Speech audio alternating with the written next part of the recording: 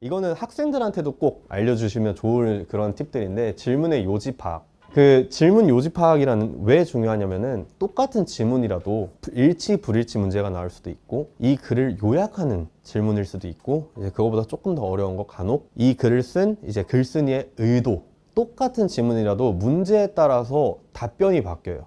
특히 그 답변을 서술형으로 써야 되면 더더욱 문제가 커지죠. 왜냐면은 문제를 잘못 읽었을 때 객관식이면 뭔가 이상한데? 문제 다시 보거든요. 근데 문제 제대로 안 본 친구들은 요약이네 하고 쭉 써버려요. 그럼 요약만 했으니까 선생님들이 딱 기본 점수 주고 끝내요. 문제 이해하고 그래도 조금 엉성하게 쓴 친구들이 차라리 점수를 더 잘 가져가죠. 그렇다 보니까 이제 한 문단 정도의 글을 쓸 수 있는 능력은 꼭 필요합니다. 그냥 기본적으로 한 문장 깔끔하게 잘 쓰는 거 이제 충분하진 않습니다. 아쉽게도. 그리고 문맥, 구조화, 어떻게 보면 2번이랑 3번이랑 비슷하겠죠. 사실 둘 중에 하나만 할 수는 없으니. 내가 글을 봤을 때도 본인 스스로도 그걸 쪼갤 수 있는 눈이 있어야 돼요, 아이들이. 물론 그것도 기술이 있고 방법들이 있습니다. 저는 문법이 너무너무 중요하다고 생각해요. 선생님들이 수업 시간에 애들아 여긴 수동태잖아 하고 넘어가시잖아요. 그러니까 문법이라는 거는 사실 선생님들하고 아이들만의 영어 공부를 위한 서로 이미 일치화된 언어 수단이에요. 그리고 텍스트북도 아이들한테 그렇게 설명을 하잖아요.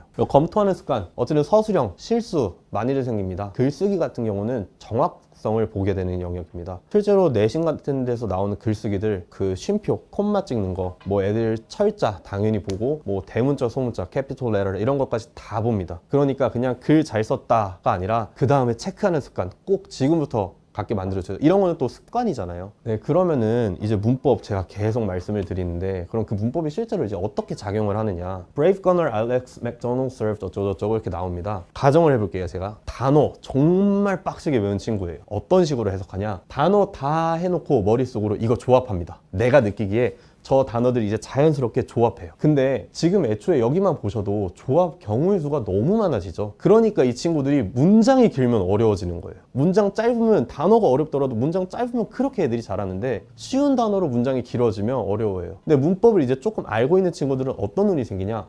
served네. 여기 그럼 무조건 주어. 저건 그냥 하나로 뭉덩이로 날려버리자. 여기 동사니까 일반 동사니까 목적어 들어왔네. 저렇게 한 문단. 그러니까 이렇게 하게 되니까 나누니까 5개 가지고 조합을 하게 되죠. 그러니까 훨씬 빨라지고 정확도가 생겨요. 그래서 이 훈련을 정말 많이 한, 문법을 이제 정말 잘하게 되는 친구들은 이렇게 끊어서 읽되 해석은 알아서 자연스럽게 가는 거죠. 그래서 아이들한테 처음에 직역 훈련보다는 이 문장을 이해하고 그거를 그냥 의역하는 훈련을 먼저 시켜줘야 돼요. 직역하는 거는 저 같은 사람들이 하는 거예요. 아이들한테 설명을 잘해야 되니까. 그래서 아이들한테는 직역보다는 의역, 내용을 정말 얘가 단어 하나 빠지지 않고 캐치했는지 그걸 봐주셔야 돼요. 아이들이 이제 영어는 또 이제 수식이라는 체제가 많이 들어가기 때문에 영어 한 문장을 오히려 한국어 2문장으로 해석해야 더 자연스러울 때도 많아요.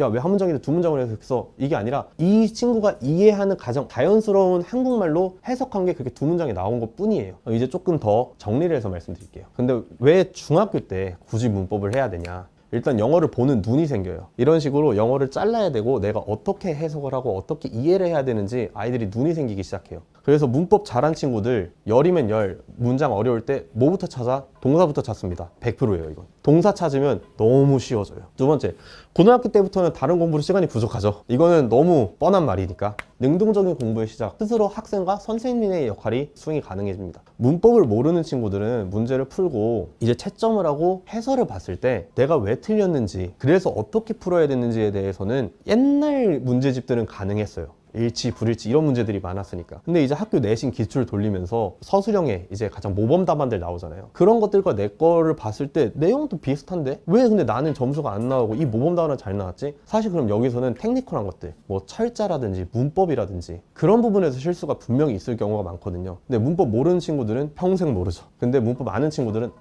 얘가 이거 놓쳤네, 뭐 이제 그건 다음에는 이제 오답 노트 만들든지 그런 식으로 진행이 추가적으로 된다는 거죠. 그리고 영어의 규칙을 알게 되는 것, 아까 방금 말씀드린 선생님들과 아이들과의 영어 규칙이 생겼다는 거. 선생님 입장에서도 사실은 아이들한테 그렇게 용법을 쓰는 거, 당연히 좀 와닿지 않는 용법인 거, 용어인 거 알면서도 어쩔 수가 없어요. 여러 명을 가르쳐야 되는 경우는 특히 회화, 듣기, 말하기, 쓰기, 그리고 암기 등에서 문법이 또 기초 중에 기초가 돼버립니다. 네, 그리고 마지막으로 계속 방금 전에 제가 보여드렸던 문제처럼 킬러 문항, 그리고 수행평가, 나중에 학교 수업 따라가는 데 있어서도 문법은 필요합니다.